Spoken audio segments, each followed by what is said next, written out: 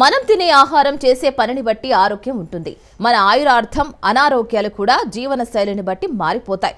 ఆహారం జీవనశైలితో ఆయురార్థం పెంచుకోవచ్చు అని జపాన్ దేశంలోని ఒకినావా దీవి ప్రజలు రుజువు చేస్తున్నారు. మరి ఆ దీవి వాసులు మనకు అందరికీ లభించే ఒక పదార్థాన్ని రోజు తింటారు. కానీ వారు సగటున 100 ఏళ్లకు పైగానే జీవిస్తున్నారు.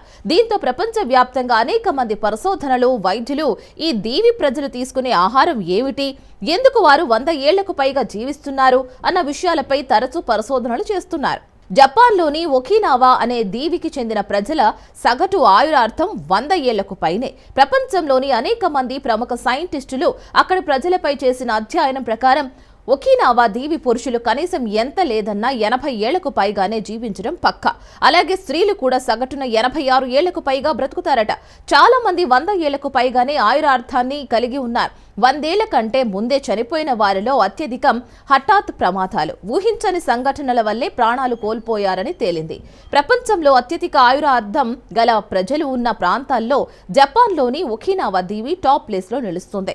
ఇంతకీ ఒకినావా ప్రజల ఆహార రహస్యం ఏమిటి? వారు ఇన్నేళ్ల పాటు ఆయుర్దాయాన్ని కలిగి ఉండడం వెనుక ఉన్న కారణం ఏంటి అంటే పసుపు అని చెబుతారు. అవును, పసుపును నిత్య జీవితంలో తరచూ వాడడం వల్లే వారు ఇన్నేళ్ల పాటు జీవించగలుగుతున్నారట.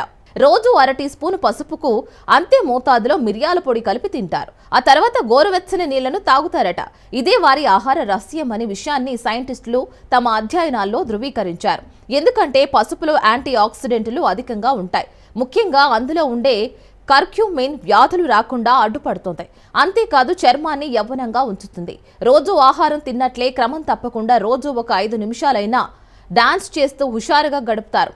వీలైతే బృందాలుగా ఏర్పడి డాన్సులు చేస్తూ సంతోషంగా గడుపుతారు. అందుకే ఈ దీవి ప్రజలకు వృద్ధాప్య ఛాయలు రావు. ఇతరులతో సంతోషాన్ని పంచుకుంటూ జీవించే అలవాటు వల్లే ఆయురార్థం కూడా ఎక్కువగా ఉందని పరిశోధకులు చెబుతున్నారు.